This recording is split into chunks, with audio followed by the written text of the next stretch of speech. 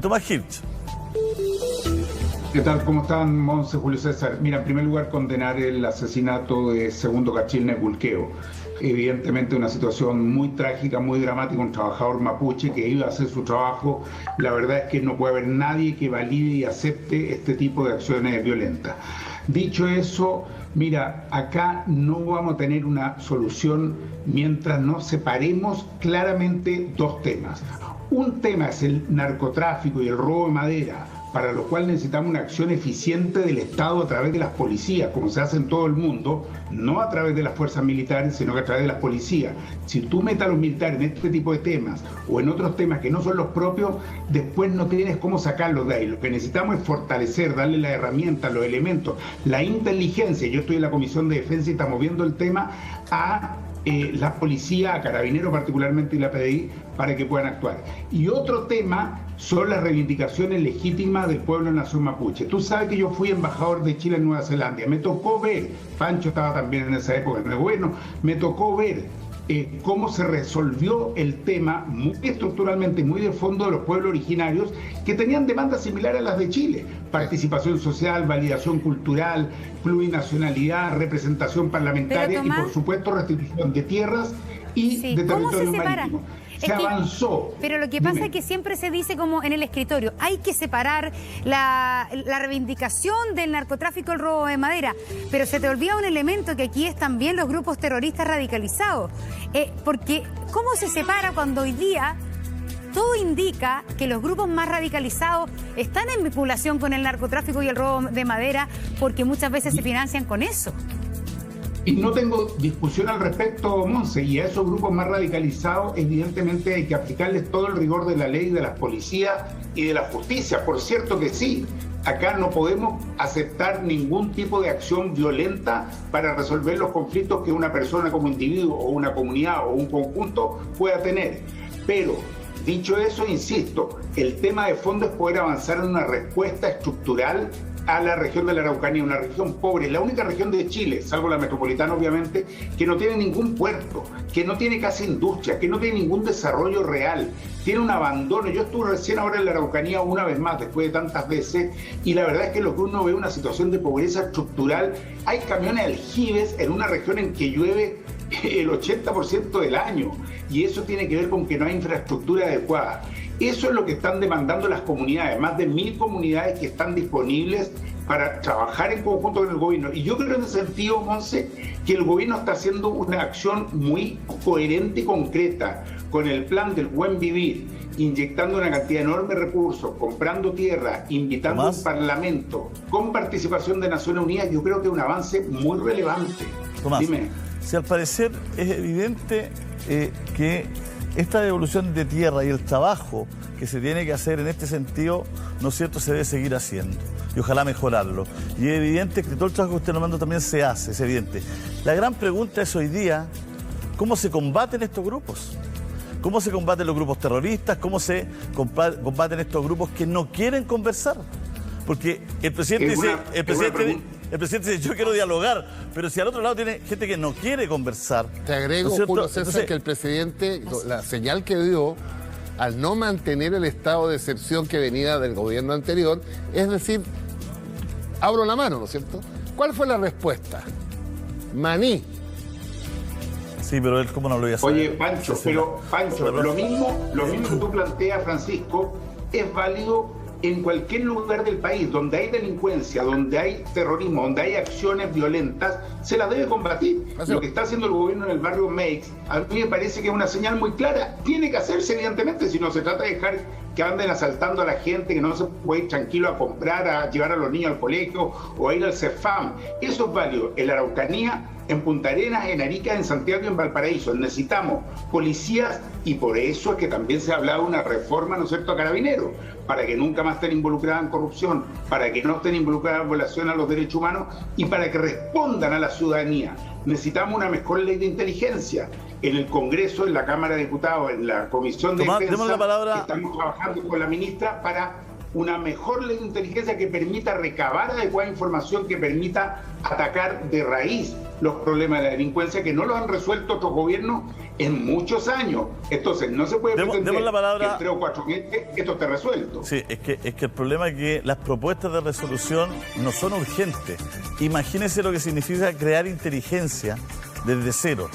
Imagínense lo que significa pero si crear... no la creas, el problema se te va a mantener. Sí, pero necesita usted caminar y mascar chicle, porque mientras tanto... Exactamente. 25 años Por más... eso que están muy bien las acciones como las del Barrio México. Preguntémosle a Camila Flores. Sí. Mira, sobre esto yo tengo un matiz bien profundo con Tomás. Yo creo que la Araucanía y la macrozona, también parte de la región del Biobío, los vecinos lo que quieren urgente es que se restablezca el Estado de Derecho, salir a trabajar tranquilos y no que vuelva a su casa un cuerpo fallecido, sino que efectivamente se respete la vida de las personas. Y para eso yo creo que es fundamental tener la labor y la colaboración de las Fuerzas Armadas con un estado de excepción completo, no este estado de excepción acotado, porque esta situación, lo que pasó ayer con el señor Catril, era en un camino secundario, no fue en un camino principal, donde evidentemente no había resguardo de las Fuerzas Armadas. Entonces ahí tú te das cuenta cómo efectivamente lo que está haciendo el gobierno hoy día no es suficiente para poder evitar que estas situaciones sigan ocurriendo. Llegan ellos a pedir auxilio, ¿cierto?, de urgencia a un campamento que tienen los carabineros, pero solamente están dentro de ese campamento porque tampoco tienen la facultad para poder desplegarse fuera de este lugar. Entonces ahí tú te das cuenta que lo que se está haciendo hoy día es insuficiente. Y yo creo que en este sentido la gente no quiere que uno siga con cargas ideológicas ni con ningún tipo de visión política frente a esto, y primero partamos aislando y combatiendo y reprimiendo, y digámoslo con todas sus letras, reprimiendo a estos grupos terroristas y que estén tras las rejas para siempre. Son este año, imagínense lo que va del año, en estos meses ya van 7 personas asesinadas. 7 personas asesinadas en algunos cortos meses. El año pasado tuvimos que lamentar durante todo el año 6 personas asesinadas. Entonces, ¿cuántas personas más tienen que morir para que efectivamente el gobierno entienda que lo que se está haciendo no es suficiente? Yo escuchaba, ¿Estado de excepción total? ¿Cuál es su propuesta? En el estado de excepción también murió gente. Solo quiero contar una cosa. 7 personas fallecidas, pero parte de esas también estaban bajo estado de excepción. Sí.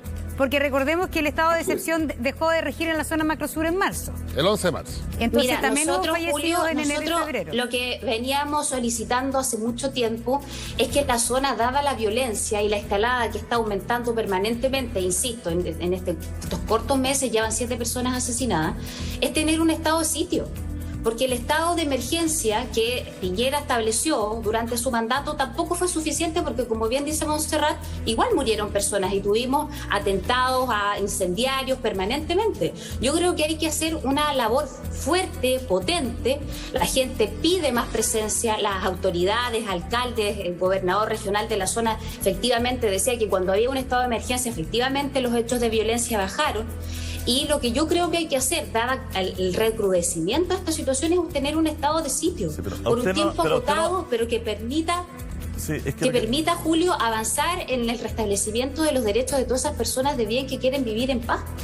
Es por ellos lo que tenemos que hacerlo. Uno tiende a pensar desde afuera, Tomás, que mucho estado de todo, comando jungla, mucha publicidad, hasta fotos, todo, pero al parecer no hay...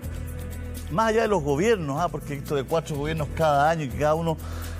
No hay una política de Estado, ¿no es cierto?, de combatir en estas zonas el narcotráfico y el crimen organizado, porque si es difícil combatirlo aquí en la región metropolitana, imagínense en esta zona, en los bosques. Entonces uno tiende a pensar que si no hay una política seria, transversal, de generar policía especializada, de élite, que pueden contemplar tener militares especializados, no lo sé, helicópteros, para desbaratar, porque aquí no hay detenidos. Sí, es que aquí no hay detenidos. Hay muerte y todo, no hay detenidos, no hay nada. Los atentados incendiarios, el porcentaje de judicialización de los atentados incendiarios es mínimo. Es asombroso. Yo coincido con lo que están diciendo, y por eso insisto que hay que separar y hay que atacar con toda la fuerza necesaria, y para eso son las policías, en el caso de Chile, Carabineros y la PDI, en términos de lo que significa el narcotráfico y el robo de madera. A mí también me llama la atención, igual que usted, y lo he conversado muchas veces con gente que no está metida en el mundo de la política. Oye, robar madera requiere una infraestructura muy grande, camiones, lugares de acopio, a quién se la vende, dónde deposita. Entonces llama la atención que durante tantos años eso que Tomás, pero saquemos adelante el proyecto de ley de robo de madera. Acuérdate que lo vimos en la Comisión de Constitución incluso un tiempo. Perdón, si me dejas hablar y no me interrumpes, va a ayudar muchísimo. Sí, te lo digo en buena, te lo digo en buena. Es que no te pude escuchar. Por primera vez, ahora se ha detenido a 6 personas, ¿no es cierto?, que estaban involucradas en el robo de la madera. Entonces, yo creo que en la medida que se le permite a Carabineros actuar, que se le dan las atribuciones, que la Fiscalía apoya, que el gobierno da señales claras, podemos atacar esto terrible que significa el robo de madera por millones de dólares y sobre todo el narcotráfico. Y por otro lado, Julio César, yo entiendo que el problema mapuche es un tema estructural que requiere respuestas de largo plazo, sin duda, pero es que si no, nunca lo resolvemos.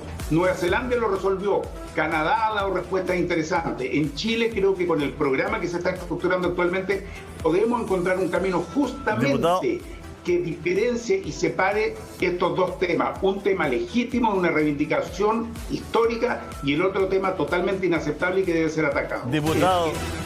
Diputada, lamentablemente se nos fue la hora, le agradecemos a los dos, pero volvemos a encontrarnos en cualquier minuto. Son las 12:40, nos quedamos con Francisco, vamos a hacer un pequeño alto, pero volvemos de inmediato.